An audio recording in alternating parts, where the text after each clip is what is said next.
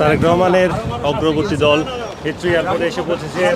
সেখানে আছে সাংবাদিক বাবু, তারেক রহমানের অত্যন্ত ঘনিষ্ঠ পরিচিত কামাল হোসেন এবং আপনারা দেখতে পাচ্ছেন যে এবং তারেক রহমানের ইতিমধ্যে হিথ্রো এয়ারপোর্টে এসে পৌঁছেছেন। আমরাও আছি ওনাকে বিদায় দেওয়ার জন্য।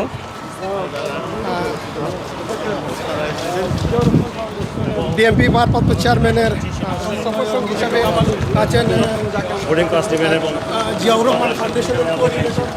দীর্ঘ 17 বছর যেই দিনটির জন্য আমরা অপেক্ষায় ছিলাম, সারা বাংলাদেশ অপেক্ষায় ছিল, বাংলাদেশের জনগণ অপেক্ষায় ছিল, সেই দিনটি আজ।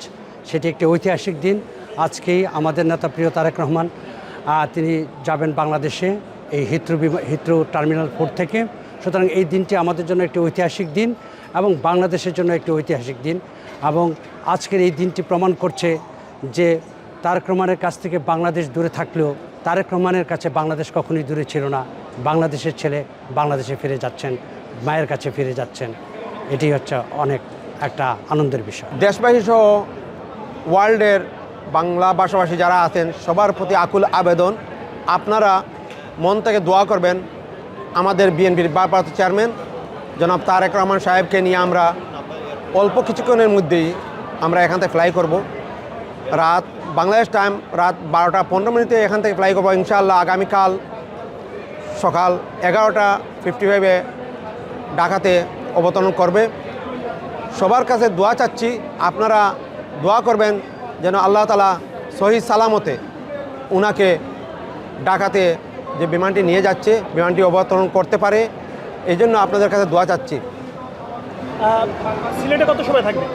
সিলেটে অ্যাবাউট 45 মিনিট টু 1 আওয়ার এইখান থেকে। কি করবে? না ফ্লাইটে না, উনি নামবেন না, ফ্লাইটেই থাকবেন। ফ্লাইটে ঢাকায় পৌঁছবেন কয়টায়? ঢাকায় 11:55। আপনারা সফর সঙ্গী তো সফর সঙ্গে ওনার ফ্যামিলির মেম্বাররা আছেন, আর তার সাথে সাথে যে যুক্তরাজ্যের বিএনপি নেতাকর্মীরাও আছেন এবং ফ্লাইটে যারা আছেন সবাই হচ্ছে ওনার সফর সঙ্গী।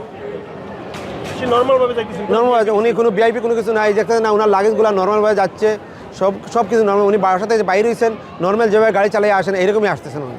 আপনারা এত কষ্ট করে আমাদের প্রিয় নেতা বাংলাদেশ জাতীয়তাবাদী দল বিএনপির ভারপ্রাপ্ত চেয়ারম্যান জনাব তারেক রহমান সাহেব আজকে যাবেন, ওটা আগামীকাল বাংলাদেশে পৌঁছাবেন। আপনারা ওনার জন্য দোয়া করবেন, বিশেষ করে উনি যাতে বাংলাদেশের মানুষের আশা আকাঙ্ক্ষা বাস্তবায়ন করতে পারেন, আমরা এই দোয়া কামনা করি।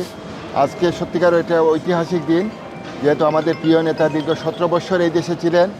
আপনারা জানেন উনি কেন ছিলেন? উনি ছিলেন বিগত সরকারের নির্যাতন নিপীড়নের কারণে। উনি আগামীকাল যাবেন, বাংলাদেশের মানুষ ওনার জন্য অধীর আগ্রহে অপেক্ষা করছে। যে আমরা সবার কাছে আবারও, বিশেষ করে প্রবাসের সবার কাছে আমরা সবিনয় অনুরোধ জানাচ্ছি ওনার জন্য দোয়া করবেন, যাতে উনি বাংলাদেশের মানুষের আশা আকাঙ্ক্ষা বাস্তবায়নে কাজ করতে পারেন। আপনাদের সবাইকে ধন্যবাদ।